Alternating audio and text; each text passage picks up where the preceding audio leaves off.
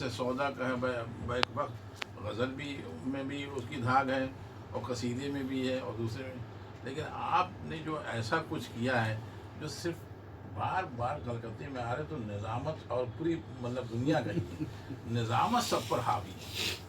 آپ اصل میں کیا وجہ ہے؟ کیا ہوتا ہے کہ یہ ایک نظامت کو حاوی ہے. ایسا وہ شاعر اکیڈمک اتنی ایک پروگرام زبردست شاعری کر رہا لاسٹ ہے، ٹائم کر رہا شاعری تھوڑی سی ایسا لگ رہا ہے کہ وہ توجہ نہیں لوگوں کی جا رہی ہے، لیکن اس کی نظامت جو ہے پوری دنیا پہ چھائی ہوئی ہے. اصل میں پہلا تاثر جو قائم ہوتا ہے تو ہمارا پورا مشرق کا ایک مزاج ہے، بلکہ مجھے لگ رہا ہے دنیا کا، کہ پہلی بار انسان کو جس شکل میں دیکھا.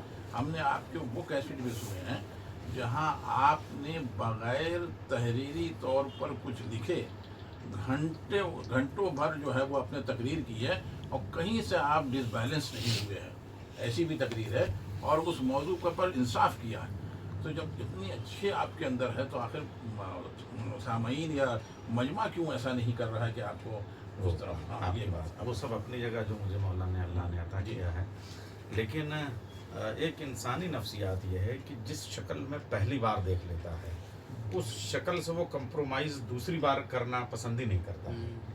مثلاً اگر آپ نے مجھے کرتے پاجامے میں دیکھا، اب میں سوٹ ووٹ پہن کے آؤں گا، پہلی بار آپ نے دیکھا ہے نا تو یہی والا چہرہ سامنے آئے گا. تو وہ اتفاق ایسا کہ کوئی ارادہ نہیں تھا، کوئی شعور نہیں تھا، مگر وہ صاحب ایسا کچھ ہوا کہ میں 8-9 برس کا تھا اور لوگوں نے مجھ کو نظامت کے مائک پہ لے جا کے بٹھا دیا. 8-9 برس کی ہاں، اور وہ میں پورے ہندوستان میں نظامت کرنے لگا، اور وہ بھی تقدیسی محفلوں میں. اور حد یہ ہے کہ میں جب 9 برس کی عمر میں میرٹھ کے ایک بہت بڑے جشن میں نظامت کر رہا تھا تو 2 بجے رات تک تو مارکے کی محفل چلائی، اس کے بعد میں یوں شاعر کو بلا کے یوں سو گیا. اب وہ مجھے کوثر کیرانوی کی سگی بہن وہاں زیدی فارم میں رہتی تھی، انہوں نے گودی میں اٹھایا اور کہا کہ اب جاگتے ہوگی بچے کو جگانا. اپنی بہن کی گود میں دے دیا کہ اس کو سلا دو 1 گھنٹہ، اور جب تک وہ خود بیٹھ گئے مائک پہ اور 2-3 شاعروں کو بلایا، اور اس کے بعد میں 1 گھنٹے کے بعد ایسے ایسے کر کے ہمارے چہرے پہ پانی میں ڈال کے چائے پلا کے پھر اس بچے کو لا کے بٹھایا گیا اور پھر وہ نظامت ویسے ہی کرنے لگا. تو یہ لوگ بتاتے ہیں. کسی کو نہیں پتا ہوگا، یہ بڑی بات ہے. بہت بڑی بات. یہ اچھا، اس کا ایک وہ بھی ارادی طور پہ کچھ بھی نہیں تھا، لیکن میں نہایت غربت سے پیدا ہوا. میرے والد مکتب جو ہمارے ہاں دینی ہوتا ہے، جس کی آج بھی تنخواہ مجھے لگ رہا ہے 3000 سے زیادہ کہیں نہیں ہوگی، تو پوری زندگی لگ بھگ اس میں انہوں نے آخر کے 10-11 سال جو ہیں وہ ایک انٹر کالج میں مرزا غالب میں، اچھا اس کے بھی ایڈڈ ہونے میں اتنا ٹائم لگا، مگر وہ اسی کی برکت کی وجہ سے وہ انہیں سرکاری ایڈڈ کالج میں وہ گئے اور اس کے وہ جونیئر ہائی اسکول کے وہ ٹیچر ہوئے. تو جو بات سچائی ہے اسے ماننا چاہیے. تو اس میں کچھ میری غربت کے زخم میرے بدن پہ چھالوں کی طرح اتنا زیادہ تھے کہ اس میں نظامت کی چادر کے ٹکڑے پھاڑ کے بھائی کی طرح رکھنے کے مجھے موقع مل جاتے تھے. اور اس زمانے میں کہیں سے تھوڑا سا تبرک مل گیا تو اس سے میں نے گھر کا کوئی سامان لے لیا. حد یہ ہے کہ میرے گھر کا حال وہ تھا کہ میں نے ٹانڈا حسین ڈے میں جب پڑھا تو جو 25 روپے کا تبرک ملا اس سے میں سل بٹے لے آیا. اکبر پور حسین ڈے میں نے نظامت کی، اس سے جو ملا اس سے بیسن لے آیا، اور اس کے بعد کہیں سے چولہا لے آیا. یہ میرے گھر کا حال ہے. تو اس طریقے سے میں نے اس نظامت کا سہارا ایسا بنایا. اچھا، اس کے بعد کچھ ساعتیں ہوتی ہیں. مثلاً جوش بہت بڑے شاعر تھے، مگر ان کو علامہ اقبال کی آنکھیں بند ہونے کا انتظار کرنا پڑا، اس لیے کہ جب سورج ڈوبے گا تبھی چاند چمک پائے گا. یہ ایک بڑا مسئلہ ہے. چاند کی عظمت کا انکار نہیں، مگر سورج جو موجود ہے اس کو ڈوبنے تو دیجئے. تو آپ ادب میں آ گئے ہیں تو آپ لائن میں لگ جائیے، مگر آگے والوں کا انتظار کیجئے، کسی کو دھکا وکا نہ ماریے. اب یہ الگ بات ہے، کبھی کبھی لمبی لائن لگانی پڑتی ہے اور کبھی کبھی سامنے ہی کھڑکی آ جاتی ہے. تو میری نظامت کے سامنے ہی کھڑکی آ گئی. میرے آگے سب سے بڑے قد کا آدمی یہیں کا ثقلین حیدر صاحب تھے. اب ثقلین حیدر صاحب بہت اچھے تھے، مگر ان کا ایک ستم تھا، وہ یہ کہ شاعر کو قتل کر کے خود کو حاوی کرتے تھے. یعنی ایسا پڑھ دیتے تھے کہ شاعر ان سے بڑے بدکتے تھے. اللہ کا کرنا یہ ہوا کہ ان کو ہو گئی فالج بعد میں، اور وہ 2-3 سال تک اس میں زندہ بھی رہے. اچھا، اب وہ ان کا جو شوق تھا وہ کم نہیں ہوا. وہ ان کی پینٹ ڈھیلی ہو جائے، چشمہ گرنے لگے، یہ سب باتیں اپنی جگہ، مگر وہ چلتے رہے. اس کے بعد میں وہ تھوڑا سا फालिज का असर हुआ तो बोलने की भी जहमत हुई, मगर ऐसे में उनको मेरे अंदर एक चमक नज़र आई। तो ये बड़े लोग थे, उनका दिल भी बड़ा था। वो साहब मेरी जो पहली ज़िंदगी की वो का कथा था कि ज़िद न कर तू मुझे फिरदौस में ले जाने की, मैंने दर्जा 2 में 7 बरस की उम्र में कहा था। रास्ता छोड़ मुझे करबला जाना है, अपनी जन्नत को अभी और सजा ले रिज़वान से अच्छा तो मेरे घर का खाना है। तो सकलैन साहब मुझको लेके चलने लगे, और वो अब वो उनकी सेहत का तकाजा नहीं, तो वो थोड़ा सा 2 मिनट बोलने के बाद में उन्होंने मेरा यह कथा पढ़ा कि इतना बड़ा बच्चा और ये देखिए ये इस तरीके से शायरी करता है, अब ये निज़ामत करेगा। अब वो बैठ गए, अब मैं निज़ामत कर रहा हूँ।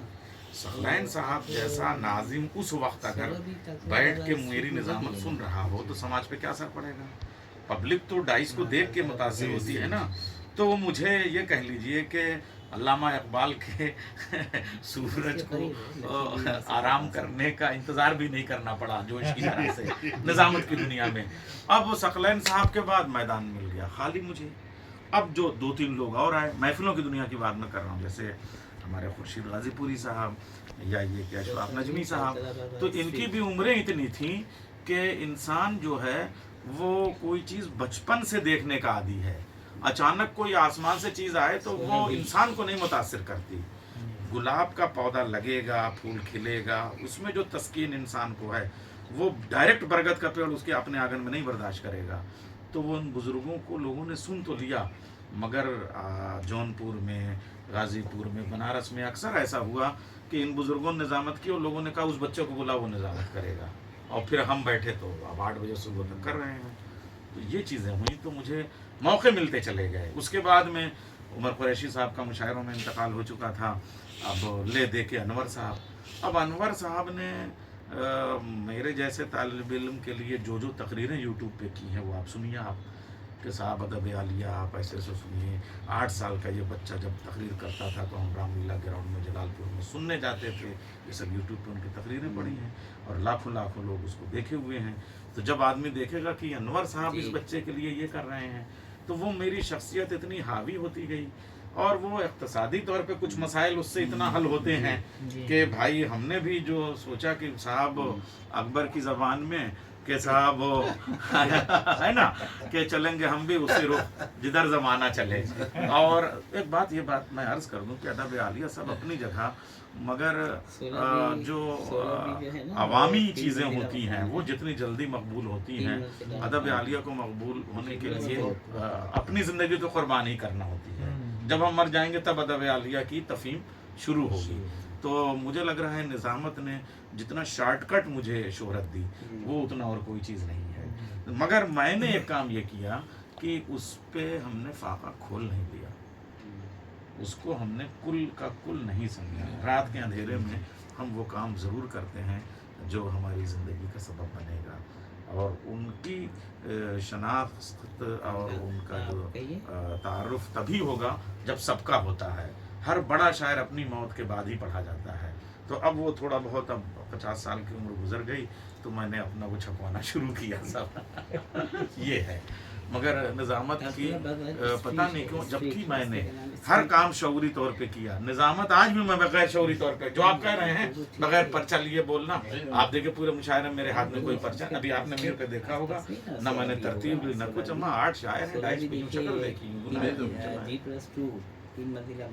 या खतीबुल इरफान मौलाना अशफाक साहब का तशरीफ मरसिया वो पढ़ रहे हैं, डॉक्टर असद अब्बास साहब के आपने देखा होगा।